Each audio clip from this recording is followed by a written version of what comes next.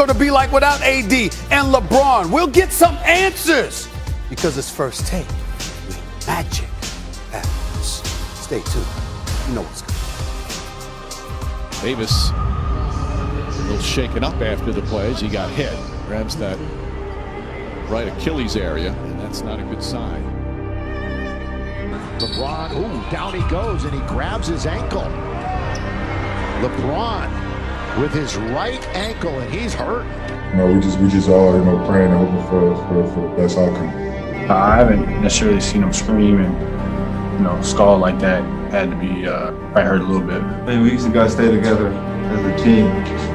That's about it. Next man up mentality, and that's it. We still gotta get some wins.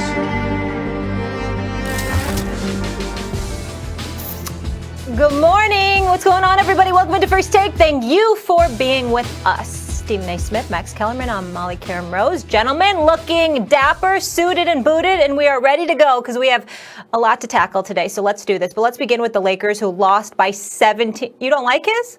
It's all right. I mean, it's just the same. You know what I'm saying? I mean, it's some version of the same thing. I mean, Max is a good-looking dude. That is true. It's the same. It's like it's the same thing all the time. Go back to the first part. I'm just saying. See, you know if what you I'm look, saying? it's okay. I don't He's need to. He's a dapper man, or whatever. I'm just saying. You know, I mean, it's just worthy. I think I said now suited you and booted with the white Molly. Now that's fly. Thank you. We all know Molly looks good in everything. Go ahead. Just trying to keep up with you all. That's right. Thank you. Keep up. She's trying to keep up with us. All right, guys. That's funny. I am. Let's go. All right, gentlemen, best in the business. Let's talk about these Lakers, though. They lost by 17, obviously, to the Suns. This is the first game where they haven't had AD. He's been out for a while with the calf. Now we have LeBron with the high ankle sprain. Max, are you starting to get concerned here, starting to lose faith in LA's ability to overcome all these struggles? I'm not, because when you say overcome all the struggles, what we're really talking about is LeBron and AD's injury, period. Now, AD is expected to play in April, coming right up. And LeBron also is supposed to be back before the end of the regular season. And if that holds true, then they have enough of a cushion right now in the Western Conference where they won't miss the playoffs. If you're like, whoa, we're talking about the Lakers missing the playoffs, the Western Conference is very competitive. And when you are a top-heavy team, which is a good idea, if you can be the kind of team that has LeBron and AD, guess what? You're usually not going to be very deep with starting caliber players, and that's the case of the Lakers. Schroeder's like an average starting point guard, which is a pretty good player. You can be an average starting NBA point guard. They probably don't have another starting caliber player on the roster. Some good rotation pieces, that's about it. They have about, 15 games on the outside where they have to compete, win at least 5 of them, let's say, and they'll still be in the playoffs. That's the main thing.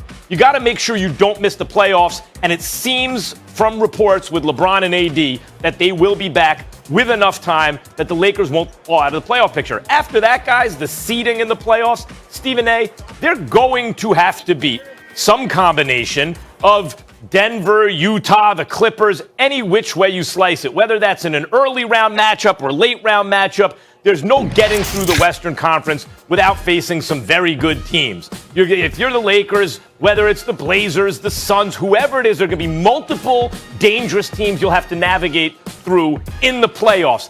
I believe they're going to be okay, provided LeBron and AD are on the court. I'm not so sure, Max Kellerman. I'm not so sure. One reason is that if the playoffs were to begin today, do you know who the Lakers' opponent would be? They are in 4th now? They are in 3rd, and it would be the Portland Trailblazers. Right. It would be the Portland Trailblazers. Let's pay attention to that. And the reason why we have to pay attention to that is because the 2 teams ahead of them conceivably could stay that way in Utah and Phoenix for the regular season, with a little bit under 30 games left. We also have to pay attention to this, and this is why I say I'm not so sure. Max Kellerman, you know, I'm a busy man. I'm a very, very busy man. I host 3 shows, for crying out loud. I co-host First Take, okay, obviously. I got Stephen A's World, and then obviously I got NBA with Stephen A. That not to mention the Sports Center duties and everything else I got going on. Plus I'm an executive producer. I'm a busy man, okay? So I bring that up, Max, to point out how I try to leave the inside of business to the greats like Wojnarowski and others, like Woj and others. Like, you know, we got Zach Lowe, everybody else. I mean, listen, Mark Spears, rather, a whole bunch of people, okay? We got the gamut covered here at ESPN. But I'm getting suspicious. Hasn't KD been out a little bit too long? KD? Let me finish. KD, I bring up KD and AD in the same sentence. Haven't they been out? I mean, Yes, AD's they been have. about 20 games. You know, and again, we're leaning back on Max Kellerman before KD went down in the finals because Max kept telling, I don't give a damn what y'all say. You understand what I'm saying? Even though some people would still argue, even after he tore his Achilles, that one had nothing to do with the other, whatever. If it quacks like a duck, what? If it walks like a duck, quacks like a duck, it ain't a mongoose. I got all of that. You know me. But what I'm saying is, my antennas are getting raised. I'm about to get nosy, is what I'm trying to say. Usually I'm just sitting back, I'm hosting. You know, I get calls, I got contacts. I've been covering the league for a quarter century. I got major contacts. All of that stuff is good. But I don't have time, okay? I don't have time, all right? I get my information, but I lean on the dudes because we got a crew here at ESPN. But I'm getting suspicious. It's been a little bit too long with these injuries. And I'm starting to feel, Max, that you know what? It's worse than we're being led to believe. And so I'm of the mindset, first of all, Lakers ain't winning the West without both AD and LeBron. Ain't happening. So, and I ain't worried about LeBron coming back. As far as I'm concerned, I'm not accusing him of faking the injury by any stretch of the imagination. I would never accuse any player of doing that, especially LeBron. But I don't care if LeBron's out the next month and a half. He deserves it. He just been in NBA Finals. The brother shows up, only missed one game this year. I don't give a damn if LeBron takes the next month off. I know that brother going to be ready come playoff time. I have no doubt. AD's an entirely different matter. And without AD, Lakers might go home in the first round. Now, I can't see it. I can't see it because LeBron don't go home in the first round. But I'm getting very, very, very suspicious on the West Coast with AD and on the East Coast with KD. I'm getting very, very suspicious. Sherlock is going to dust off the pipe and the hat. Columbo, Madlock, Perry Mason, pick it. I don't give a damn. I'm beyond inquisitive at this point. It's getting to the point. I'm not ready to say that the Lakers have nothing to worry about because I'm not sure there's not something to worry about with AD. And so as a result of that, and I said this from day one, ain't no way in hell he coming back 100%. He's going to play 100%. He's going to be unconcerned about anything. I don't believe it, Max. I don't believe it. So because of that, it's why I say to you, I'm not sure at all, and I don't think you nor anyone else should be sure about the Los Angeles Lakers because they need both to defend their crown, not just LeBron. Well, that's right. You can't be sure, and you have every right to be suspicious. KD has been MIA, and so has AD. Right. And we've that's why we're asking, are you losing faith? You know, it's been sort of an article of faith. Yeah, but KD will get back. And when KD gets back, the Nets. And when AD gets back, the Lakers. You can look at the odds in Vegas. Those are the two leading odds-on favorites. Well, a little the less Nets with and the KD Lakers. because KD was the hamstring. You see what I'm saying? Okay, but still, when you have AD, it was the calf. No doubt, KD's coming off an Achilles, right. And now you have leg issues. Yeah. And so you get worried. By the way, look into it. Absolutely, that's worth looking into. I'll say this though. I still have faith in the sense that what has been reported so far is that AD will be back. I'll stick to the Lakers right now. Okay. AD is supposed to play in April. Does that give him and the Lakers, number one, can the Lakers survive until then and hold on to a playoff seed? I think the answer is yes. Number two, even if it's 15 games, all you got to do is win 5 of those, let's say. Number two, once he gets back and LeBron gets back, do they have enough time to get the chemistry going, to get in real basketball shape before the playoffs? I think the answer is yes. Then I ask myself, if they have LeBron and AD as most of themselves, do I like them to get out of the West? The answer is yes. By the way, you brought up LeBron's injury. You know he's going to be all right.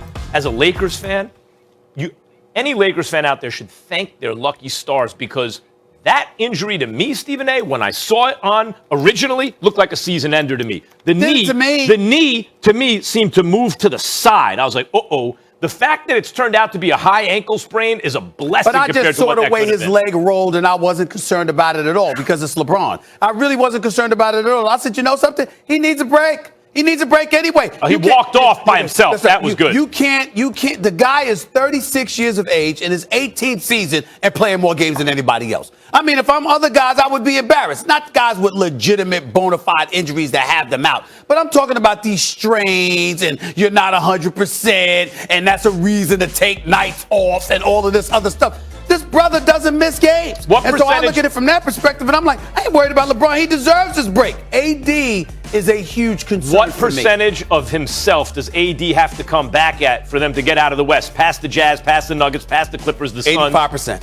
At least 85%. At least 85%. I think that's about it right. He has to be mostly himself. At least 85%. If Anthony Davis is not at least 85%, the Lakers are not coming out of the Western Conference. Lakers ain't getting to the conference final. Don't sleep on the Mavs either. I'm telling people they had a lot of COVID issues early. The West is a beast. It's a beast right now. Well, listen, you say the Mavs, I say Portland, and I'm going to bring up the Clippers. Phoenix. Listen, Phoenix, but they're young. I just think there's a missing piece, but I love the fact they got point guard play, obviously. They got coaching. They got young athletes. They got a star in Devin Booker. I love what I'm seeing from Phoenix. I still think they're an additional piece away, but for me, this is it.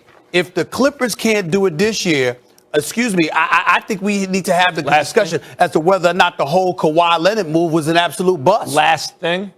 Jamal Murray Whoa. is normally about a borderline all-star regular season. He was a superstar in the playoffs. Who? Jamal Murray. Yes, no if question. that Jamal Murray shows up in these And I think playoffs, he will. Denver is as live as anybody. I believe Jamal Murray will step up because I I don't know think how that's you the just kind of glossed play he over is. what Stephen A. just Molly, I want to reiterate because I We saw need to your reaction to revisit what I that said. Kawhi point that you just said. That's right. Because that's wild. I'm going to say it go ahead. again. If the Los Angeles Clippers finals this year, the Kawhi Leonard move was an absolute bust. Why? Yes, They've never it was. been into a conference final. Excuse me, that's why. For him Yeah, but too, how's it a maybe? bust? They're where they Stephen A, always for are. him too? No, that's Maybe unacceptable. he should have stayed in Toronto? All right. Either that or discuss going to that. the We'll see what Lakers. happens. But obviously, guys, if they continue to keep dropping here in the standings, it's going to be a much tougher road to get back to the finals for the Lakers. No doubt about that. Right now, they're in third. Let's keep it going. And I have some very serious, sad news today that I want to share with you. Hall of Fame forward Elgin Baylor, who followed his illustrious playing career with decade-long tenure as LA Clippers general manager, has died at the age of 86. Baylor died of natural causes Monday. He was surrounded by his wife, Elaine, his daughter, Crystal. The Lakers said in a statement, considered one of basketball's greatest players, Baylor was an 11-time All-Star, 10-time All-NBA selection, his 14 seasons with the Lakers from 58 to 71. Stephen A., how will you remember Elgin Baylor? One of the greatest players in NBA history, one of all-time 50 greatest players, somebody that should have been in the discussion for being a top 10 player of all time. Career averages of 27 and 13.